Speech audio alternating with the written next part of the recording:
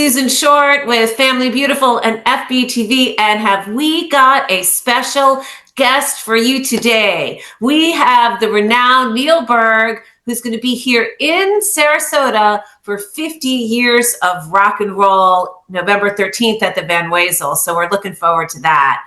Thanks for joining us, Neil. Of course, anything for Sarasota, and we love being down there. We've been down there quite often. So, and as a special bonus for the people who've seen me there before, Sarasota, Bradenton, and Van Wezel holds a very special place in my heart because my mother lives there. Yes, and she's she's celebrating her 90th birthday, and I'll be down there actually.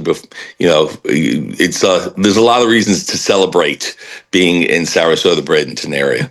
Well, congratulations, and hi, Mom. Hey, Mom. And I hope that she comes to the show. I hope that she does. She's never missed one. Fan. Pardon me? She's never missed one, so yeah, awesome. She'll be there. Awesome. That's what a good mom does, for sure. That's so nice, Neil. So tell us a little bit about the show. So you've been here over 10 years. It's 50 years of rock and roll. We love rock and roll. And is it sort of a tour de force through the 50s to the 80s, I believe, or something like that? So, yeah, it's interesting because this is, I guess, part 6 or part 7. It's been so successful. And originally the idea was, and what we've done is being a rock and roll performer, historian. The initial show was really to trace the history of rock and roll. When I say 50 years of rock and roll, I always say we start basically 2 decades before when people think it starts, right? People think rock and roll started in the 50s, but historians know it's based on, so much great Americana music that predated it, from the blues, from Appalachian music, from country, from jump jive and jazz. So we usually have gone back into the late 20s, early 30s, and just let people realize where it came from until you hit Bill Haley and the Comets, and then the obvious ones like Elvis and everything else, and where people, where modern rock and roll started. But this year is actually going to be something very special, which we have not done. Because we've done this and explored so much music in the past, in the history of rock and roll, this year we decided to concentrate just on 1 decade. So it's Neil Berg's 50 years of rock and roll, but this year we're concentrating on, drum roll please, the 60s. Okay, cool. And it's just a decade that obviously is, what can I say? When you think about the history of rock and roll, you're talking about so much happened in the 60s in our country, and rock and roll has always commented and traced the history of our country. So what a fun decade. So we really, in my 50 years of rock and roll before, we get to touch on the 60s. Here we get to really explore the 60s. And the way I do it as like I said, it's half rock and roll concert, right? So people will be able to jam out and get really have a great rock and roll concert experience. But, from my Broadway background, I think people get to learn a lot too about the artists that we're covering and why they covered the songs, what these songs mean, what it meant to the time frame it came in. And I think it just adds so much juice. I always put these concerts together as if I was sitting in the audience. What would make my experience the best? Yes, I love hearing we have the most phenomenal performers, right? We have rock stars performing, we have Broadway rock stars performing, but the extra sauce really is digging deep into the history of what was going on in the country and how these songs came to comment and be created because of it. So there's a lot going on, and I know so that's what we're doing this time. That's so exciting. I didn't know that. I thought it was like a bunch of decades. So I'm so cool. I'm glad to hear about that. So I see that you're wearing the Beatles t-shirt. So is that like a little cheat sheet? Are we going to be hearing a bit about them and maybe the Stones? And you can't not do the 60s and the Beatles. But it was just seemed appropriate to kind of come on and and show my love. And I think it's widely regarded, whether or not people personally agree that they're the greatest band, rock and roll band of all time. If they aren't, they're certainly the most influential rock and roll band of all time.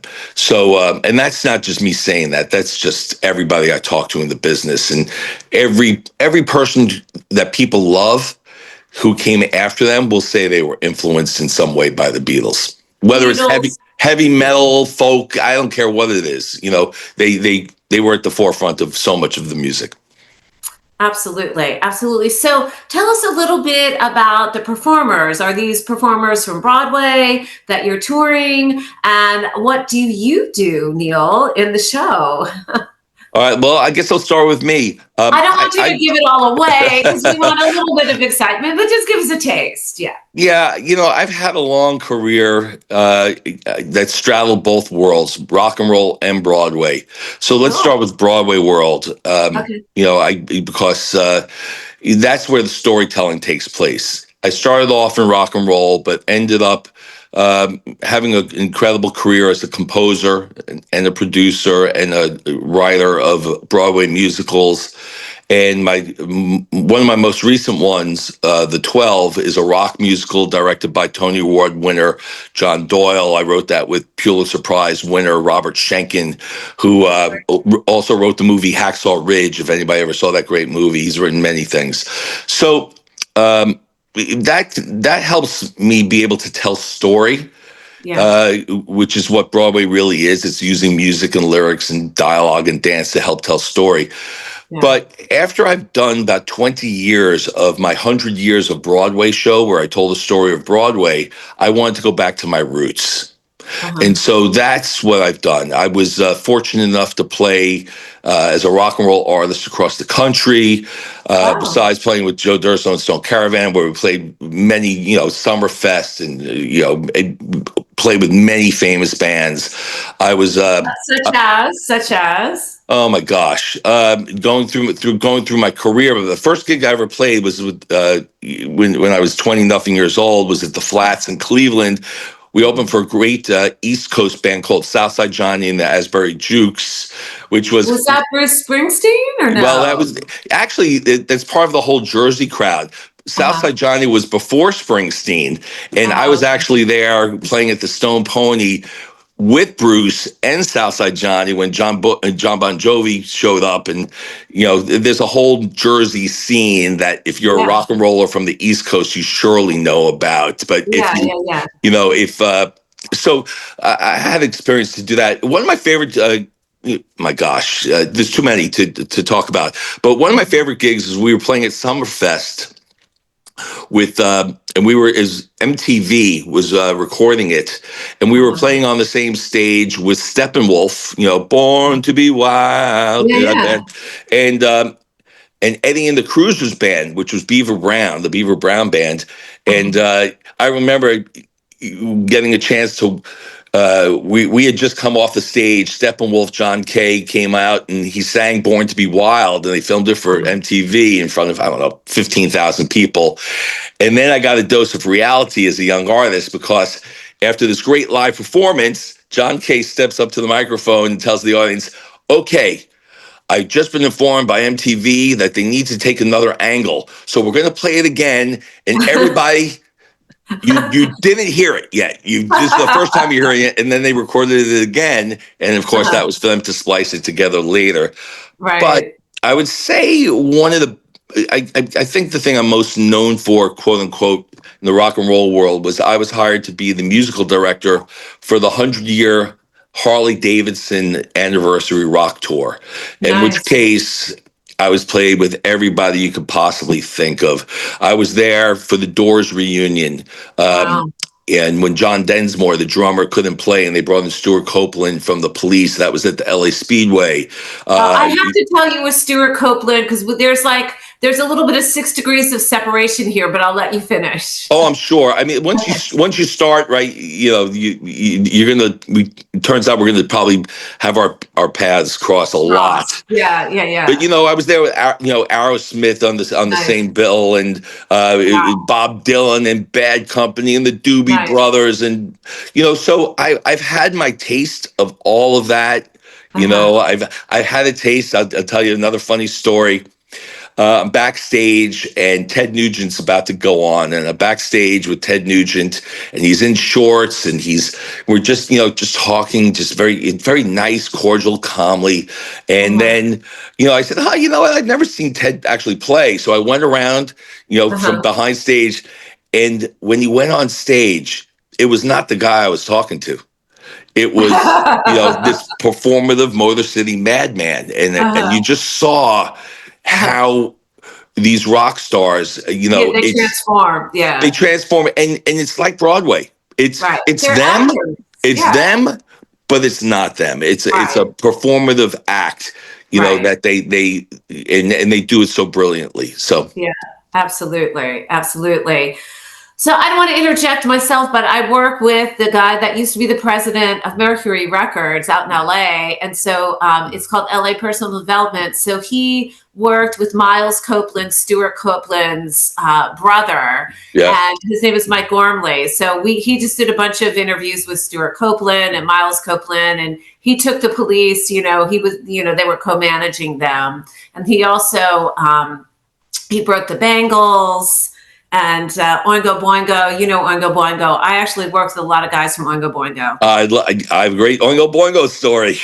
Let's hear it. I mean, everything will bring out a new story, right? I was in college. I went to Binghamton University, which is a state college in New York, and they used to, the students used to be head of the concert, and they brought in Squeeze, who were very big at the time, and I was playing baseball at Binghamton. Long story short, I had access to the gym, which is where they did the concerts. No one is there. No one. I had to go in to get something from my locker. I go in, and there's this guy. I go into, and I hear somebody playing guitar. There's no one in the West Gym Arena. I walk in, and there's this red-haired guy up on stage playing. Danny Elfman. It was Danny Elfman, but. And remember, they were not a big East Coast thing, right? Weird Science came out.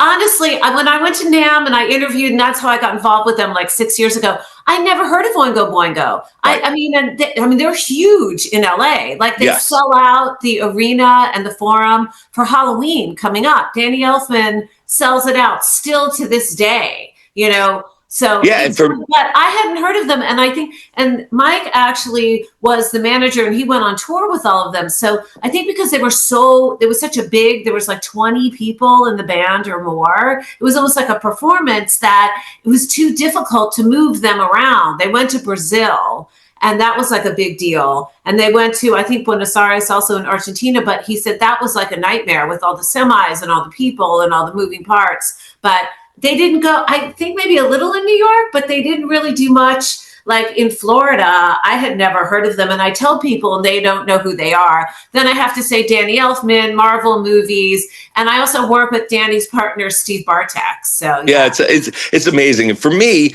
at that time when I saw them, Danny was not scoring movies. He was just Oingo Boingo. It was the redheaded nerd from Oingo Boingo who's just, brilliant. And then, for me, I've scored a few movies. So, I used to study what Danny did and his techniques, which is really interesting too. Anyway, there's so much, but everything we're talking about now, all this passion, all these stories, everything gets filtered into my shows, and I bring all of that experience comes in as I tell the story of rock and roll passionately. And I always say, why are we back for part 7? Because there's just too much great music. There's so much great music. You could be there for 2 weeks and just skim the surface. But because we know our audience, and some people have never seen us before, I can assure the audience that comes to see us, they're going to get a lot of the great classics, the songs that helped define the 60s. So that's what they're going to get, including I must say, we start from the innocence, right? Because rock and roll, you know who called herself the queen of rock and roll in 1960? Yes. It's hilarious because she called herself this, was Connie Francis. So Really? yeah, now if you think about that, that's really the 50s crossover, right? That Uh-huh. sound, that mellow sound that came in. She's Uh-huh. a girl from Newark, Yeah. Oh. So but to get from a song like Where the Boys Are, Uh-huh. which is so innocent in the Uh-huh. movies of that time, and then you end, with something crazy, from Woodstock, Yeah. which helped bring out the era of the '60s into the kind of harder edge classic rock that we know. Just that alone shows Yeah. you how much happened in the There's a '60s. lot of depth. Absolutely. I can't wait to see the show. I'm really looking forward to it, November 13th. So before, I want to ask you a couple other questions. So you're working on some other interesting things. So I want to just get that in because I think the audience would be interested. Sure. You're working on a show about Charlie Rose called Pete, Charlie Hustle. yeah, Pete Rose. Yeah, the Pete baseball Rose, star Pete sorry. Rose. Yep. No, but you're right. And his nickname was Charlie Hustle. Okay. And because I went to college to play baseball, and plus I always say I wanted to play Major League Baseball, but that didn't work out. So I wanted to be in the major leagues of music, and that worked out. Awesome. So Sounds like a dream. I mean, that's a dream come true either way you look at it, yeah, right? I've been very blessed, very That's fortunate. quite But the segue. Yeah. yeah, but Pete Rose, for me was a very interesting figure, both from baseball point of view and just from a historical point of view now Yeah. of transcends sports, and everybody has an opinion about Pete Rose, whether he belongs to Right. the Hall of Fame or not. I just know too much about the subject. I have too many Mhm. friends who played Major League Baseball. But it's all opinion, right? No one's Yeah. wrong or right. It's just what is your opinion. And our musical called Charlie Hustle kind of takes us when he came back to the Reds as player manager, and we get to see everything that happens from there into his descent into gambling on baseball. And Yeah. the story was always changing, including uh, Pete's passing just last year. So Yeah. and of course now gambling becoming so prevalent in Major League Sports with DraftKings. Um, it's a fascinating story. It's just a Yeah. human interest story. But Yeah. whenever I talk about my Pete Rose musical, yes, there's baseball. But for me, what's really interesting is we also get to talk about gambling addiction. Yeah. And Which is important that's message. something people push Yeah. under the rug. They They do. don't think of it as a real addiction. And it And it is. is. And Yeah. so we get it, but it's a fun, Is tuneful it? musical, yeah. But it also gets a little dark in there because you have to tell it correctly. And Pete Rose knew about the musical. He said to my partner, um, Ryan Noggle, who wrote the story Uh-huh. of it. He said to Ryan, he said, "Look, if you're going to do it, then make sure you don't leave anything out. You know, Okay. the good and the bad." So that's what we've done. That sounds great. So what's the status? We Is it just did it. How it works is you do what these presentations and developmental readings in New York. So we've had great Broadway casts in New York, and we go uh-huh. into these rehearsal rooms, and you do it for an audience, of about 50 people to get their response. You develop it. We finally took it out and did it at a college Uh-huh. in outside Detroit last year. Uh-huh. That went extraordinarily well, and we learned that not only did baseball people love it, but people who loved it more were just general musical theater fans, Broadway Yeah. fans, because Yeah. it's an interesting musical. And what's even more interesting is that the people who knew less about Pete Rose enjoyed it the most because Right. it was Because fresh to them. They it's a didn't fresh have an story. opinion. So Yeah. right now, we're working hard on bringing it into, obviously, the goal is Broadway, but it'll probably have a big developmental regional production first, like some of my other shows. Like when I first wrote for Warner Brothers, I wrote the musical Grumpy Old Men, Okay. and that we did that first at the Algonquin Playhouse in Maine, and then it went out to LA to the La Mirada Playhouse, and now it has this huge life all over the country. That's kind of what's next. We have to find the right theater around the country. Obviously, Cincinnati would be a great place for it, or Philadelphia, where he played. So look for it. But that's just one of many musicals. I wonder if you're going to bring up another one that I'm working on. And if not, then I'll tell you about it. How My Grandparents Fell in Love?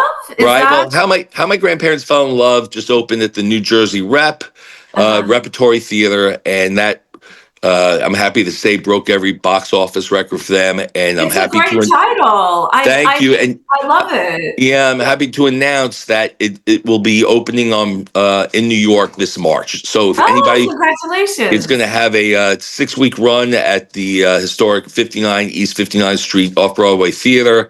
Nice. And if anybody's up there, it's a delightful musical.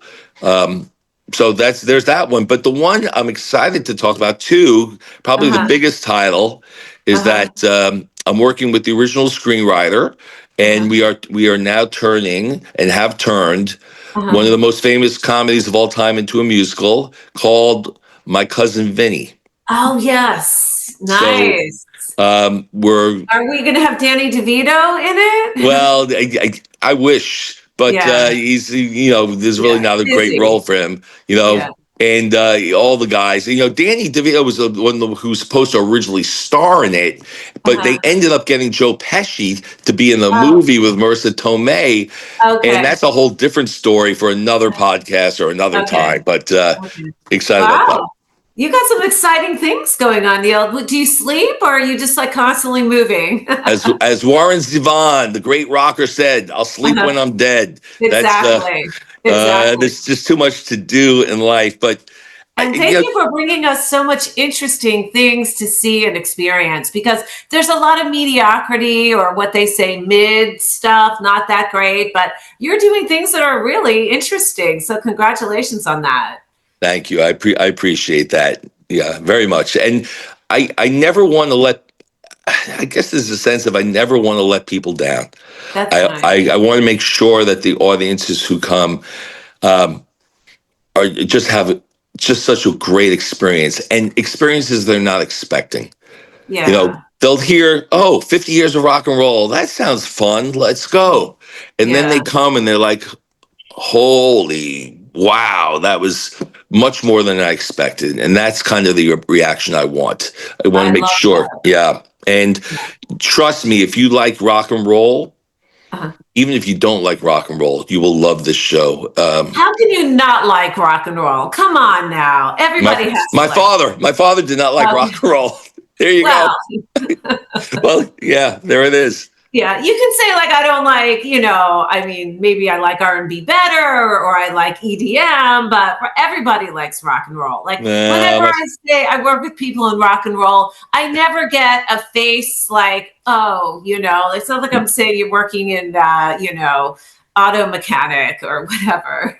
Right. Yeah, my father used to push opera on me because he was an opera buff. Yeah. And, I kind of being the rebellious kid, I was a good kid, but if you don't like, rock and roll, I'm not going to like opera.